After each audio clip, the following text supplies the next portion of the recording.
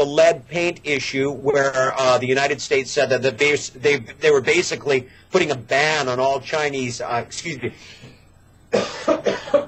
all Chinese toys because of the lead paint. The Chinese can almost change overnight and absorb and incorporate those new business practices if they believe that they have to do it and it is also in their best interests. So the Chinese may have opened a tantalum mine in China somewhere. I don't know. But historically, most of their material has come, I can say definitively, from the DRC. No question about that. Oh, no, okay. Okay. Yeah. Well, it's interesting, and I, you know, as you know, I'm a shareholder, so I hope you're right about this, the whole situation with demand and production and so forth. No question about that. You know, I just want to make sure that that I do understand the situation, and it is difficult. You know, I've been doing over the last 5-6 years. I've been into various companies, various metals, and I have to say, tantalum is by far the most difficult one to sort of to trace and to see what's going on and to understand the situation.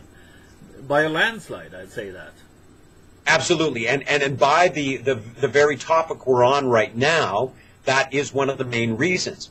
The secondary topic is, as I said much earlier, you know, tantalum in the Western world historically was this old boys club.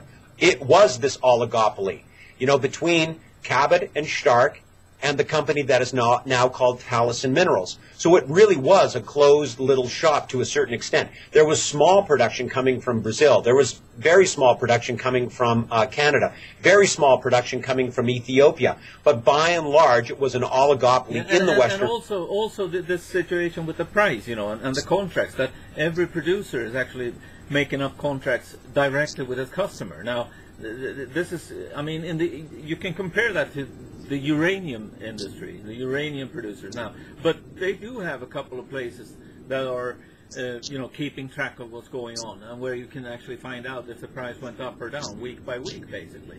And in tantalum, you can't even find that. That's impossible. Well, what is possible is actually to see what is very logical and what was to be expected when those 3 tantalum miners closed down.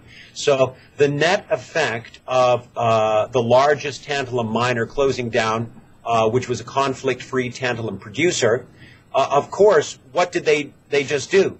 They just had the net effect of making the black market, the conflict mineral tantalum coming out of the DRC, more valuable. And that's exactly what has happened. So historically, the tantalum market in the Western world as a non-exchange traded metal, yes, you're right, it has very low transparency. However, the tantalum market in the Western world, the long-term contract market, it's extremely stable. It's actually more stable than most metals because it's these contract prices with about a 5 to 10% increase per annum factored in. It just goes up at this nice, gentle curve, gentle slope. Now, when Talison shut down in December 2008, the contract price, as I said, was about $60 per pound. The African material at that time, and you can see that figure for African tantalite on the London Metals Bulletin, it was about, say, $30 per pound. And typically that's the dynamic. The black market stuff is valued at half the price of the Western market stuff. Now, the reality is that everybody is mixing a little bit in. But the black market stuff typically could not be valued more than about 50% of the Western market stuff because it's dangerous to buy it. You don't want to be connected to that supply chain. Where is the tantalum market price now from the DRC? $50 a pound. So it's almost at parity with where the tantalum price was in the Western world in 2008. So when I say the closures of the tantalum miners in the West had the net effect of making the black market stuff more valuable. That is an extremely concerning situation, and that is what we're living in right now today. Now, one thing I didn't say when you asked about tantalum demand is that in speaking to industry manufacturers of tantalum products, they are very happy to have seen an overall increase in the economy, an overall increase in the demand for electronics, and then, and this is the interesting thing, there is a new increase for tantalum new demand increase coming for tantalum for new products using tantalum. And there's a huge range of these. And some of the simplest ones are tantalum replacing tungsten for the filaments of the next generation of longer lasting and more energy efficient light bulbs. So that's a huge new area of demand for tantalum. Other ones are like tantalum being used in ATMs, banking machines, tantalum being used in some aspect of rapid transit, tantalum being used as a coating on the lithium-ion battery in different designs of the lithium-ion battery that are being proposed for hybrid and electric cars. So these are new areas of tantalum demand that have spiked up quite considerably from my industry sources, from the actual manufacturers of these tantalum products. So we see an overall economy that has rebounded much better in the last 2 years than probably anyone thought it would. And so tantalum demand, and for the kind of high-end electronics like the 4th generation iPhone, and for as well the iPad, the demand for these things is way up, and tantalum is essential for all of these products. Now, on top of that, we're seeing this new increased demand coming from these new tantalum products. I guess you know about this. The EU actually changed the laws. I believe that was last year, so that within the European community, all countries have to adopt to these new rules. Where there is a transition period, I believe that one is 5 years. It could be 3 years, but 3 or 5 years. And during that period, all the old type of light bulbs are out. You know, and after that, it will only be allowed with these low energy light bulbs. Oh, I didn't know that. No, interesting. Well, it's a huge difference. You know, I can tell you, I lived in London for a year.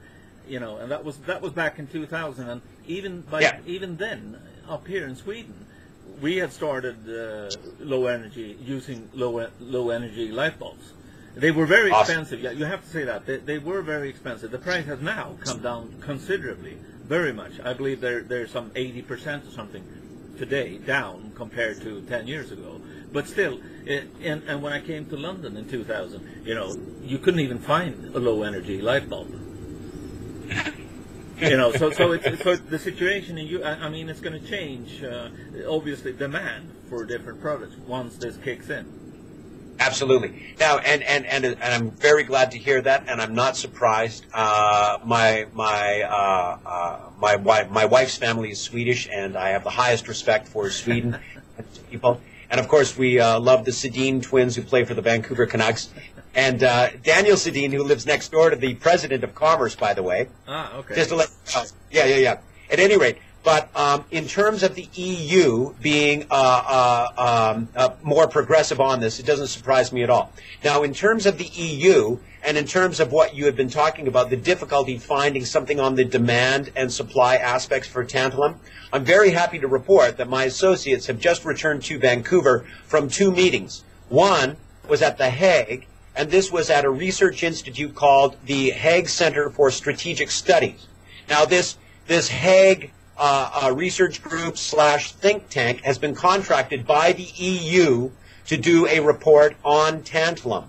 And we will be providing, through our chairman of the board, historical perspective on the tantalum supply chain, historical perspective on tantalum demand, and then also the Hague Center will also be doing an overview of where tantalum demand is, tantalum supply, and all of these aspects. So this report should be out sometime this fall, and I would be happy to share that with you. But this will go to the EU, because to be honest, the European Union is very concerned because it really has no stockpiles of strategic metals or minerals. And so this report is meant to address what is the EU going to do.